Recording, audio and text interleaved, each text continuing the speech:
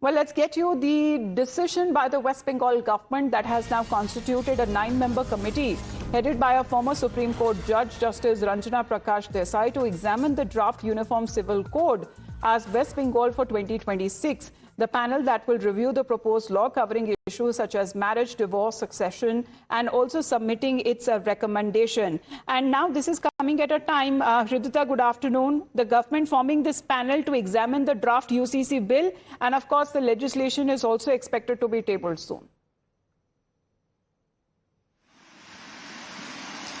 Absolutely. You see in the budget session already, the Chief Minister of West Bengal, Shubhendu Adhikari, had given a special speech announcing that now UCC will be implemented in West Bengal. This UCC was obstructed under the 15 years regime of the Mamata government. However, speaking of the UCC bill now, even when the opposition had shown a little problem towards this entire matter, but then they said, like, whatever, we will see to the kind of norms that are going to come ahead and then take a decision, and that will be taken in the monsoon session. However, just before the monsoon sessions to begin in Bengal from 17th of July, we see already the 9-member committee has been formed, and it is going to be headed by Justice Ranjana Prakash along with other 8 members. I name you: Tathagata Roy, who was the former governor of Bengal; Dushyant Naryal, the IAS and the resident commissioner of member;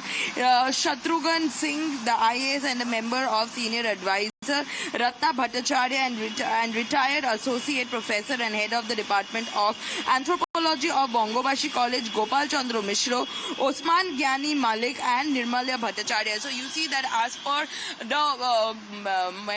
the Chief Minister had stated, the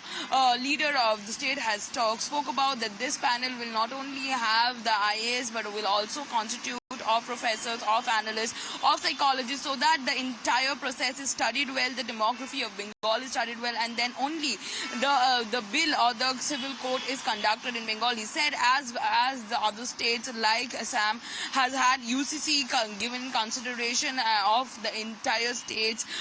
needs and demands and the changing protocols of the state, in the same manner only West Bengal will also see to UCC being implemented in Bengal. There would not be any change of the implementation, but then it will be inconvenience. The society will be studied well in regards of marriage, deaths, marriage, divorce, succession, and also the live-in laws will be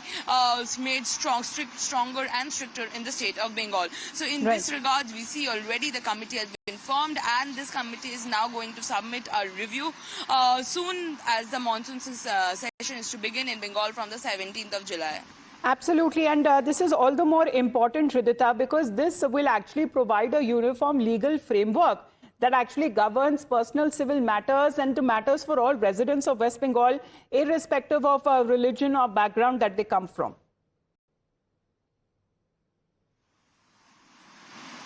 Absolutely. You see that soon as the BJP has taken its shape in Bengal, even during their campaigns, we have heard several times, even when Home Minister was here in Bengal